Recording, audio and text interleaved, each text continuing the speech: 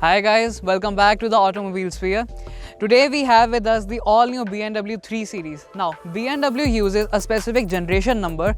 This generation is called the G20. Nothing has been borrowed from the previous generation except for the engine.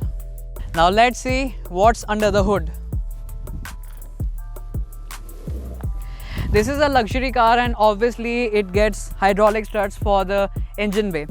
Now this engine is borrowed from the previous generation. It is a 2-liter unit which produces 190 horsepower and 400 Newton meters of torque.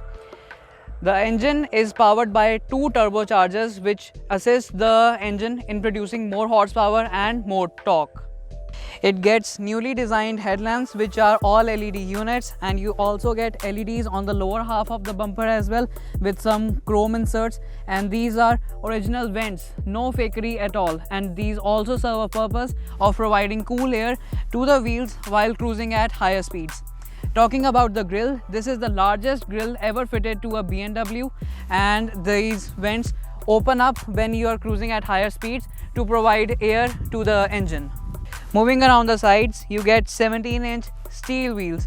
I mean, seriously, we are talking about a 50 lakh luxury car, and at least BMW could have given diamond cuts or at least a bigger size alloy wheel. The N Sport does get 18-inch alloy wheel which looks absolutely brilliant. And the car is quite long in terms of dimensions. It is longer than the C-Class and the newly launched A4 as well. Talking about the back end of the new BMW 3 Series, and it looks absolutely astonishing, especially the newly designed LED tail lamps. It also gets a smoked out finish on the upper half of the tail lamp. Here is the reflector and some chrome elements.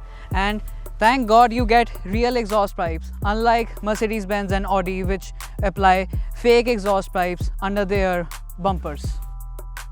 There is one disadvantage of the 3 Series, that the boot space is pretty low according to the segment standards, because the spare wheel which is being given now in the 3 Series is occupying a lot of space in the boot. As you can see, the boot floor is quite raised up because of the spare wheel is eating a lot of space from the boot, but there is one good thing, that there is no load lip and you can carry out bigger items quite easily. The interior of the new 3 Series is very neatly laid out. You get a 10.25-inch main display which handles all your infotainment stuff, your music, drive mode selector and vehicle information, etc. And this is the 12.3-inch digital driver's display which will tell you all the odometer, the range, etc. But the dials are a bit dark according to the surroundings. When you're driving in daylight, the graphics are a bit dark.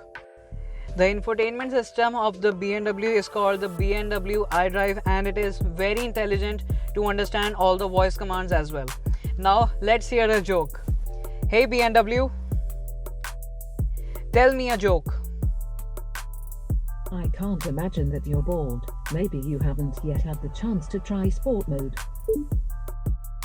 The rear seat of the new 3 Series is a little bit on the firmer side.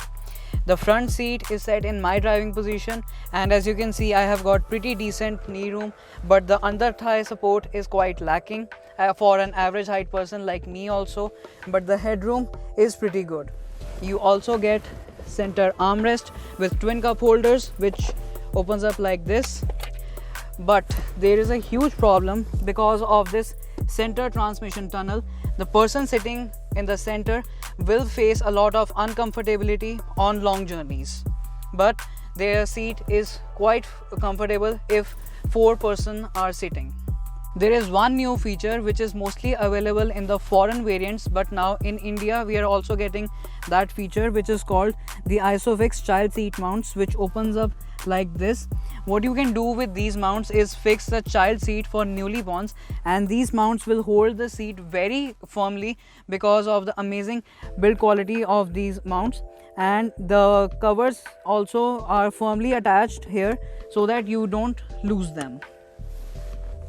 So driving the new BMW 3 Series feels very relaxing, especially in the comfort mode. The steering also feels very light and engaging in the comfort mode only, but as soon as you shift to sport mode, the steering, suspension and the engine will configure themselves according to the mode which you are driving in, and it becomes a little bit vocal in the mid range of between 2000 and 4000 rpms.